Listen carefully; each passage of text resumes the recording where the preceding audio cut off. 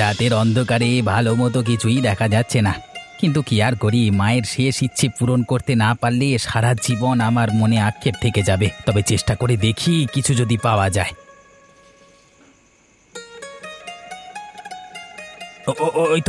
ওই তো অন্ধকারে বোঝা যাচ্ছে না, তবে আমার মনে হয় ওইখানেই পাবো। আর একটু চেষ্টা করি।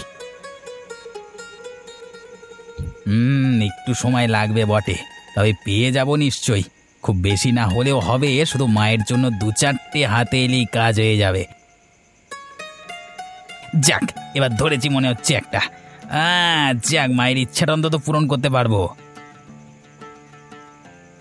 এইদিকে ভালোই হলো, কালকে সকালের জন্য আজকে অপেক্ষা করলাম না। মায়ের শরীর বিশেষ ভালো ঠেকছে না, কি জানি সকাল হতে না হতেই যদি আবার কিছু হয়ে যায়। না না না না, এবার মিনুকে এগুলো দিয়ে আসি বাবা, দরকার নেই।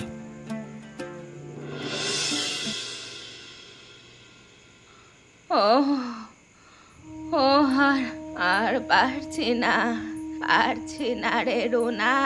সারাটা শরীর আমার অবশ হয়ে আসছে, বুকে জ্বালা পোড়া করছে, চোখে চোখে আবছা আবছা দেখাচ্ছে। রুনা রে, বোধহয় আমি আর বাঁচবো না।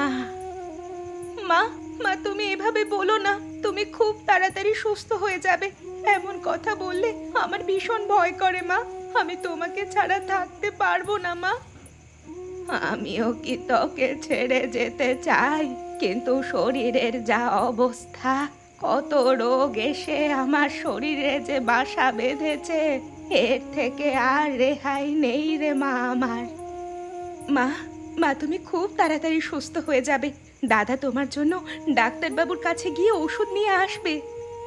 মানিক আমার জন্য ওষুধ নিয়ে এসেছে, আমাকে খাইয়েছে, কিন্তু কোনো ওষুধে যে আমার কাজ করছে না। বোধহয় আমার দিন ঘনিয়ে এসেছে। বারবার চলে যাওয়ার কথা বলো না মা, আমার ভালো লাগে না। আমি তোমাকে কোথাও যেতে দেব না।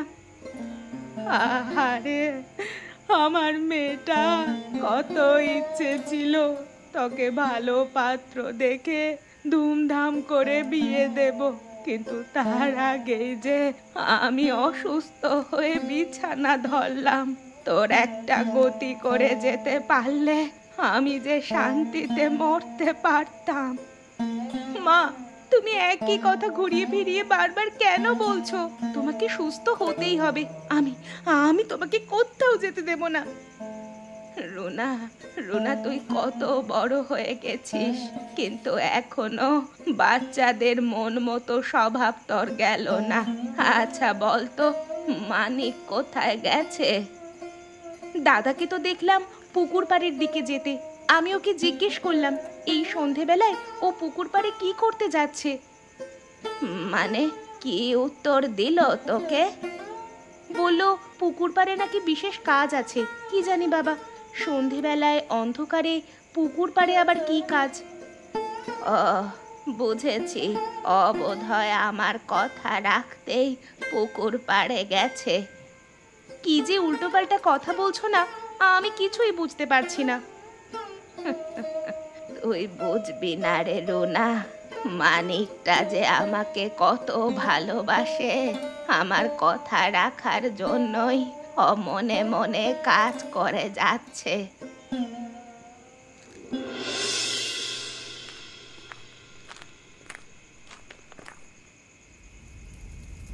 এই যে শুনছো, এদিকে দেখো, অনেক কষ্ট করে অন্ধকারের মধ্যে পুকুর পাড়ে গিয়ে এগুলো নিয়ে এসেছি।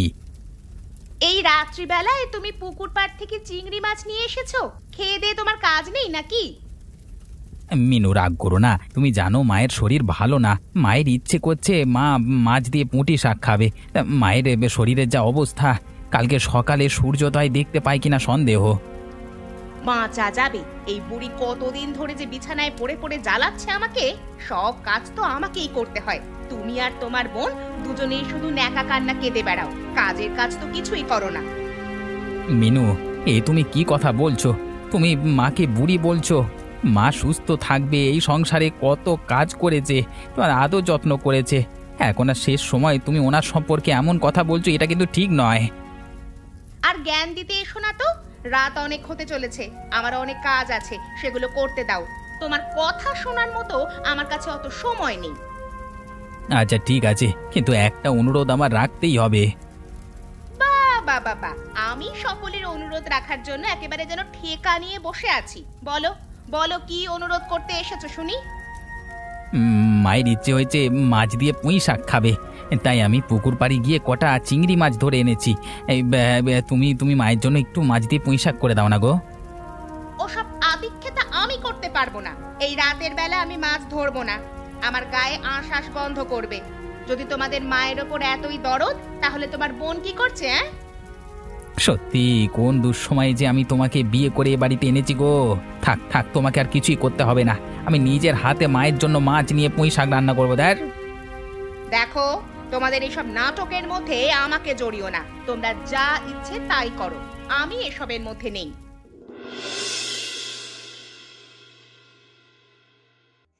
মা, এই দেখো আমি কি এনেছি তোমার জন্য।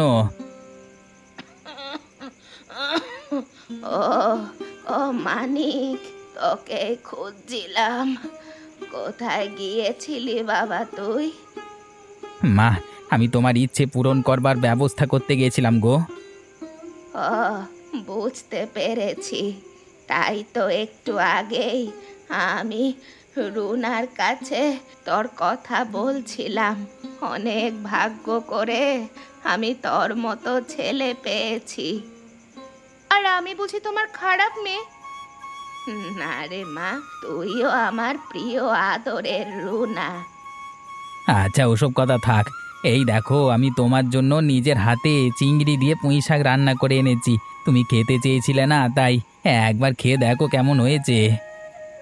বাবা, তাই জন্যই তো রুনাকে বললাম, ভাগ্য করে তোকে পেয়েছি। মানিক, তুই আমার কত যত্ন করিস বাবা, কত খেয়াল রাখিস। ও, এই ব্যাপার? তাই দাদাকে এতক্ষণ ধরে খুঁজছিলে, দাদার প্রশংসা করছিলে। হয়েছে হয়েছে মা, এবার মুখ খোলো, আমি তোমাকে খাইয়ে দিচ্ছি, মুখ খোলো। এই নাও এই নাও।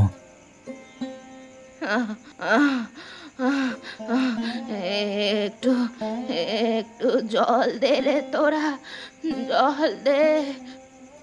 দিচ্ছি মা, এই নাও মা, জল খাও।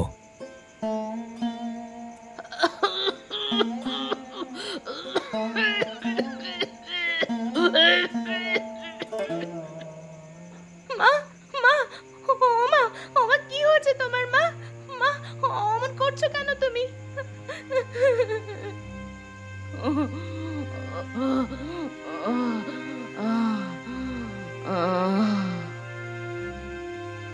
মা, মা গো, মা, মা কথা বলো মা, মা, কি হয়েছে মা? মা, মা গো, মা কি হলো তোমার? ও চোখ খোলো, এভাবে আমাদের ফাঁকি দিয়ে চলে যেতে পারো না মা। হ্যাঁ হ্যাঁ।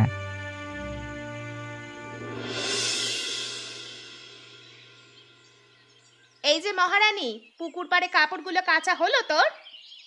বৌদি, আমি উঠোন না ঝাড় দিয়ে কাপড়গুলো কেচে দিচ্ছি। ওরে বাবা, এখনো উঠোন নিয়েই পড়ে আছিস? আজকাল দেখছি খুব অলস হয়ে গেছিস তুই। সকাল থেকে কি করছিলি শুনি?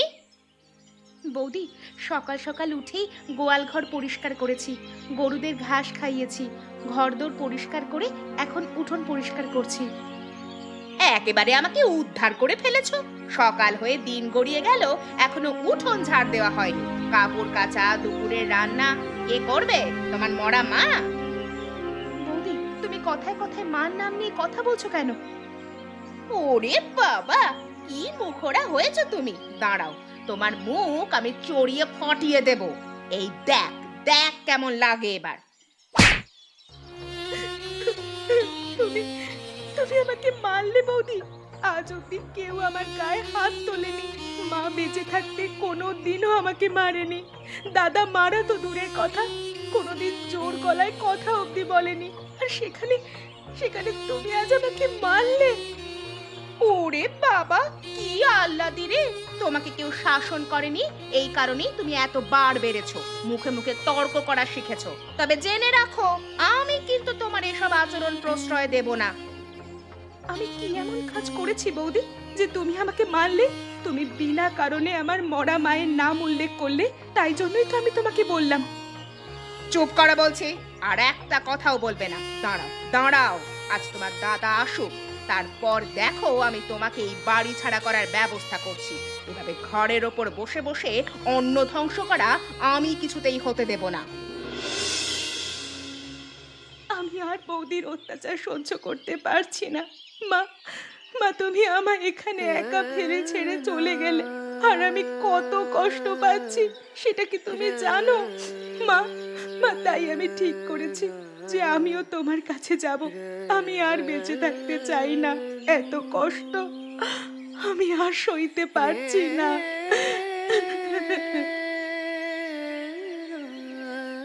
কি করছো তুমি রুনা? তুমি একজন শিক্ষিত মেয়ে হয়ে নদীর জলে আত্মহত্যা করতে যাচ্ছ? পায়েল, পায়েল তুমি জানো না আমি কত কষ্টে আছি। মা মরে যাবার পরে বৌদির সংসারে আমাকে দিন রাত খাটতে হচ্ছে, অনেক দুঃখ কষ্ট লাঞ্ছনা সইতে হচ্ছে। এভাবে আমি আর বেঁচে থাকতে চাই না। আমি বুঝতে পেরেছি তোমার কষ্টের শেষ নেই, কিন্তু তাই বলে তুমি আত্মহত্যা করবে? তুমি জানো না আত্মহত্যা মহাপাপ? তুমি মরেও যে শান্তি পাবে না। আমি আর পারছি না পায়েল, তুমি যদি আমার জায়গায় হতে তবে আমার কষ্টটা বুঝতে। রুনা, রুনা, আমি তোমার কষ্টের গভীরতা হয়তো মাপতে পারবো না, তবে তুমি যে কষ্টে আছো সেটা আমার বুঝতে কোনো অসুবিধা হচ্ছে না। একটু শান্ত হও, তুমি মাথা ঠান্ডা করো। আমি কি করব, কোথায় যাব কিচ্ছু ভেবে পাচ্ছি না। মা চলে যাওয়ার পর আমি একদম একা হয়ে গেছি। রুনা, একটা কথা বলো তো, তোমার দাদার আচরণ তোমার উপর কেমন? দাদা মাটির মানুষ, সে আমাকে ভীষণ ভালোবাসে, কিন্তু বৌদির জন্য কিছু বলতে পারে না। আমার নামে ও উল্টো পাল্টা কথা বলে দাদার কান ভাঙায়। ঠিক আছে, তাহলে এখন আমার একটা কথা শোনো, তুমি বাড়ি ফিরে যাও। দরকার হলে আমি তোমার সাথে যাব এবং তোমার দাদা বৌদিকে বুঝিয়ে বলবো। পায়েল, পায়েল আমার ও বাড়িতে যাওয়ার একদম ইচ্ছে নেই। আচ্ছা বেশ, তাহলে তুমি আমার সাথে আমার বাড়িতে চলো। কটা দিন আমার এখানে থেকে তারপর না হয় বাড়ি যেও।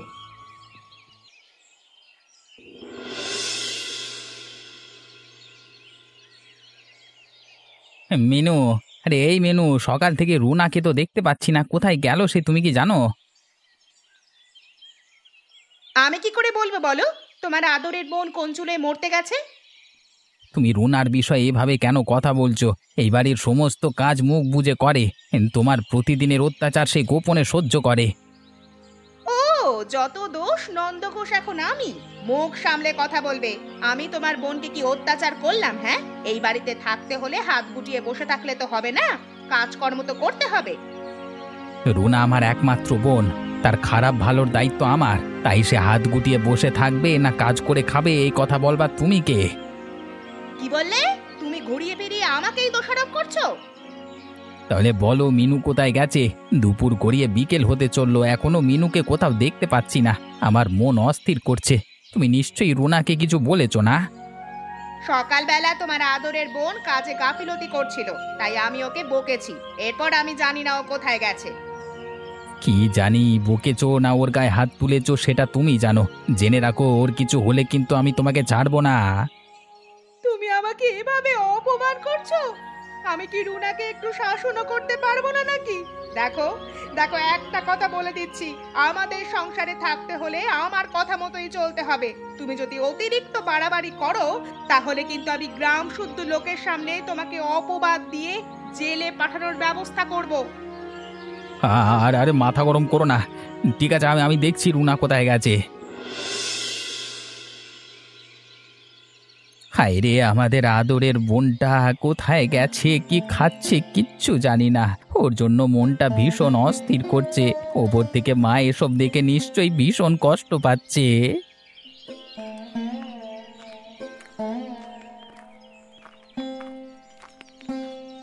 আরে মানিকদা, তুমি কোথায় যাচ্ছ? আর বলিস না পায়েল, সকাল থেকে রুনাকে বাড়িতে পাওয়া যাচ্ছে না। কাউকে কিছু না বলে সেই যে কোথায় চলে গেছে, আমি ওকে খুঁজতে বেরিয়েছি।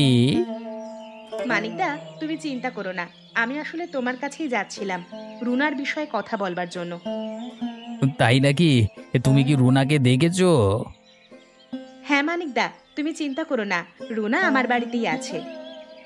সত্যি আমি শুনে শান্তি পেলাম, কিন্তু তোমার ঘরে ও কি করে গেল? আমি স্কুল থেকে বাড়ি ফিরছিলাম, তখন দেখি রুনা নদীতে ঝাঁপ দিতে যাচ্ছিল। আমি দেখতে পেয়ে ওকে বাধা দিলাম আর শেষমেশ বুঝিয়ে আমার বাড়িতে নিয়ে গিয়েছিলাম। আরে আমার আদরের বোনটা, মিনুর অত্যাচার সহ্য করতে না পেরে রুনা আত্মঘাতী হওয়ার সিদ্ধান্ত নিয়েছিল বোধহয়। হ্যাঁ, তোমাকে অসংখ্য ধন্যবাদ পায়েল, তুমি আমার বোনের প্রাণ বাঁচিয়েছো। ধন্যবাদের কি আছে মানিকদা, রুনা আমার বোনেরই মতো, তাই আমি তোমাদের বাড়িতেই যাচ্ছিলাম যাতে বৌদিকে বুঝিয়ে রুনাকে বাড়ি ফিরে যাওয়ার ব্যবস্থা করতে পারি। মিনু হচ্ছে একরোখা মানুষ, ও কারোর কষ্ট বোঝে না। আজকে আমি ওকে যখন একটু গরম দেখিয়ে কথা বললাম, তখন আমাকে গ্রাম শুদ্ধ লোকের সামনে অপদস্থ করবার হুমকি দিল, তাই আমি চুপ করে গেলাম। আচ্ছা, আচ্ছা, আমি কি পায়েলের সাথে মানে আমার বোনের সাথে দেখা করতে পারি? নিশ্চয়ই, তবে আজ রুনা ভীষণ ক্লান্ত। তুমি কাল সকালে না হয় একবার আমাদের বাড়িতে এসে রুনার সঙ্গে দেখা করে যেও। ঠিক আছে, এভাবে কতদিন আর তোমার বাড়িতে থাকবে ও বলো? ওকে যে বাড়ি ফিরিয়ে নিয়ে যাব তারও সাহস পাচ্ছি না। মিনু যে রণমূর্তি ধারণ করে বসে আছে। মানিকদা, তুমি কোনো চিন্তা করো না, ঠান্ডা মাথায় বসে এর একটা নির্ধারিত উপায় বের করব, সব ঠিক হয়ে যাবে। তুমি এবার বাড়ি ফিরে যাও দাদা।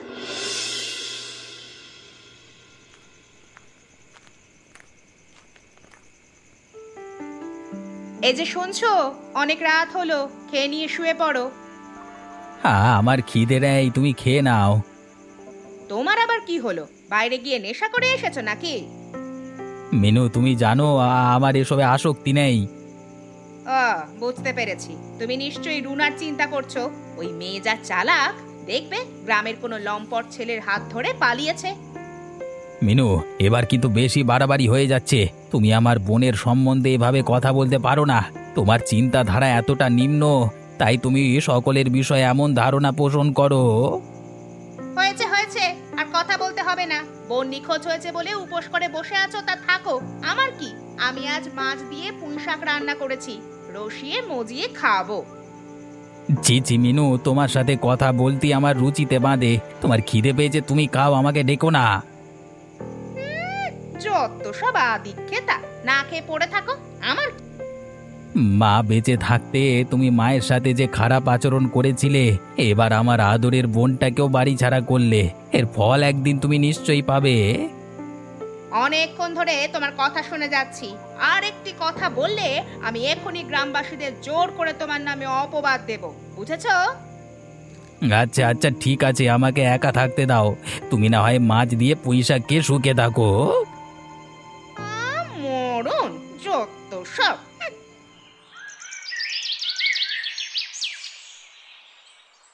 পায়েল, বাড়িতে আছো? আমি তোমার মানিকদা।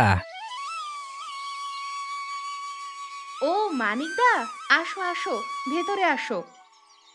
না না বোন আমার, কেমন আছিস তুই? আমি একদম ভালো নেই রে দাদা। বৌদির অত্যাচার আমি আর সহ্য করতে পারছিলাম না, তাই। কাঁদিস না বোন, কাঁদিস না, আমি সব জানি, কিন্তু আমি এতটাই অসহায় যে মান সম্মানের ভয়ে আমি মুখ বুজে আছি। কি করব না করব কিছুই বুঝতে পারছি না। মানিকদা, রুনা, তোমরা কেঁদো না, শান্ত হও। আমি একটা উপায় ভেবেছি, তবে এই উপায়টা খুব সাবধানে করতে হবে। কি উপায় ভেবেছো পায়েল? মিনু বৌদিকে কথার জোরে না, বুদ্ধির জোরে শায়েস্তা করতে হবে। সময় আসলে তুমি ঠিকই জানতে পারবে। রুনা, তুমি কিছু মনে করো না, তুমি একটু ভেতরে যাও। আমি মানিকদার সাথে কিছু গুরুত্বপূর্ণ কথা আলোচনা করতে চাই। ঠিক আছে, আমি ভেতরে যাচ্ছি। দাদা, দাদা, কাল আবার এসো আমার সাথে দেখা করতে। নিশ্চয়ই আসবো বোন। আচ্ছা পায়েল, তুমি রুনাকে কেন চলে যেতে বললে? ওর সামনেও তো আলোচনা করা যেত। মানিকদা, রুনা খুব ভালো মেয়ে, তাই আমার পরিকল্পনায় ওকে জড়াতে চাই না। খুব ভালোভাবে এটা করে ও বাড়ি ফিরে যাক, এটাই আমি চাই। বেশ, তাহলে কি পরিকল্পনা করতে চাও তুমি আমাকে খুলে বলবে? বলবো, তবে গোপনে, কানে কানে। তোমার বুদ্ধির জবাব নেই পায়েল। আশা করছি এই বুদ্ধি মতো চললে সবকিছু ঠিক হয়ে যাবে। সারা গা চুলকাচ্ছে, মনে হচ্ছে কেউ যেন বিচ্ছুটি পাতা ঘষে দিয়েছে। ভালোই হয়েছে, আমাকে যে এত কথা শুনিয়েছ তার শাস্তি তো তোমার পাওয়ারই ছিল। এবার বোঝো ঠেলা। উফ, এভাবে কেন বলছো? দেখো না, চুলকাতে চুলকাতে আমার গা জ্বালা করছে। পারলে একটু নিম পাতা বেটে দেবে? ঠেকায় পড়ে আমাকে তোষামত করছো। আমি ওসব নিম পাতা বেটে দিতে পারবো না। কেন এভাবে বলছো মিনু? দেখছো না আমি কত কষ্টে আছি। তোমার কষ্ট তুমি জানো, আমি এসবে নেই। সংসারের অনেক কাজ পড়ে আছে, সেগুলো সারি আগে। আমার এই কষ্টের সময় তুমি আমাকে অবহেলা করছো। আজকে মা বেঁচে থাকলে আর বোন বাড়িতে থাকলে তারা নিশ্চয়ই আমাকে সাহায্য করতো। তাহলে তোমার মরা মাকে বলো না একবার এসে তোমার গায়ের চুলকানি সারিয়ে দিয়ে যায়। আমায় কেন বলছো? আর একটা কথা, আজ রাতে তুমি কিন্তু অন্য ঘরে শোবে, বুঝেছো? যতদিন না তোমার গায়ের চুলকানি ঠিক হচ্ছে ততদিন তুমি ও ঘরেই থাকবে। বেশ, তুমি কি রাত্রিবেলা একা একা থাকতে পারবে? তোমাকে আমায় নিয়ে ভাবতে হবে না, যাও ও ঘরে যাও বলছি। কে জানে কোন কান থেকে এসব রোগ গায়ে নিয়ে এসেছো, শেষমেশ আমার না আবার হয়ে যায়। মিনু, এই এই মিনু, সবাইকে জ্বালিয়ে শান্তিতে খুব ঘুমাচ্ছিস না? কি হলো, আমার কথা তোর কানে যাচ্ছে না?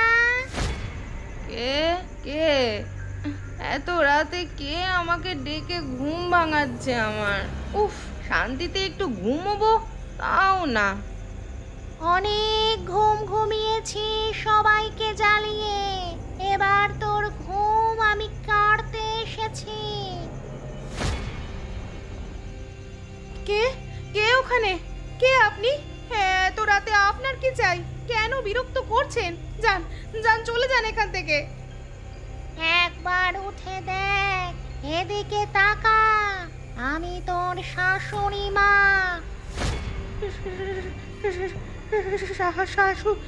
শাশুড়ি মা? আপনি? কে কোথায় আছো? বাঁচাও বাঁচাও! এই যে শুনছো? কোথায় গেলে গো? এদিকে এসো, আমাকে বাঁচাও। কেউ আসবে না তোকে বাঁচাতে, সবাই ঘুমিয়ে আছে।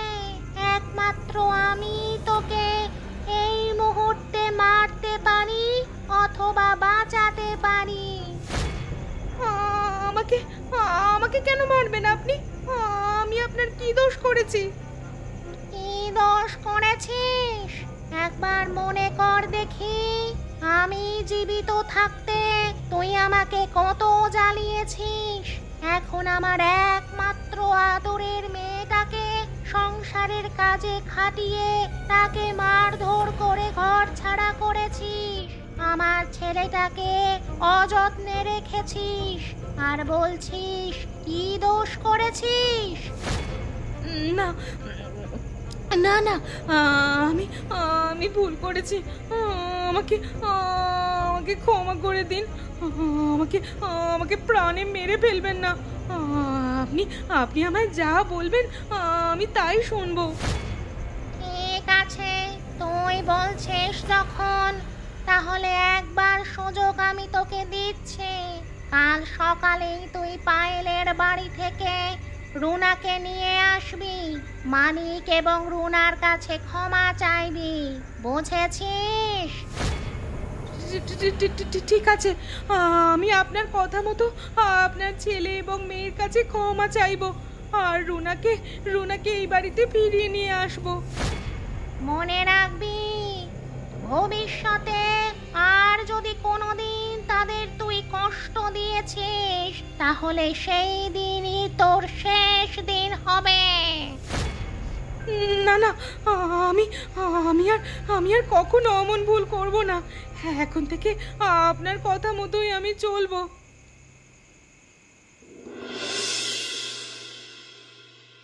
পায়েল, পায়েল, আমি মিনু, একবার দরজা খোলো। বৌদি, এসো এসো, ভিতরে এসো। পায়েল, আমাকে একবার রুনার সঙ্গে দেখা করতে দাও। ও আচ্ছা, রুনা এখানেই আছে, আমি ডেকে দিচ্ছি। রুনা, একবার এদিকে এসো তো, দেখো কে এসেছে। রুনা, রুনা মা আমার, এদিকে এসো।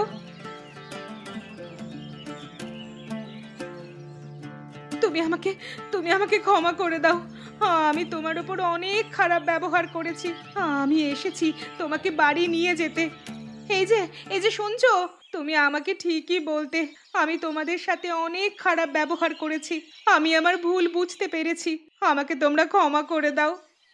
তুমি তোমার ভুল বুঝতে পেরেছো, এটাই যথেষ্ট। তবে রুনা বাড়ি ফিরে যাবে কিনা সেটা ও কি জিজ্ঞেস করো। কিছু না, আমাকে ক্ষমা করে দেবে তো? বৌদি, বৌদি, তুমি নিজের ভুল বুঝতে পেরে আমাকে বাড়ি ফিরিয়ে নিয়ে যেতে এসেছো। আমি নিশ্চয়ই যাব তোমার সাথে। তবে একটা কথা। কি কথা? আমাকে কিন্তু তোমাকে নিজের হাতে মাছ দিয়ে শাক রান্না করে খাওয়াতে হবে। নিশ্চয়ই রুনা, তুমি যা খেতে চাইবে আমি তোমাকে তাই রান্না করে খাওয়াবো। এবার চলো।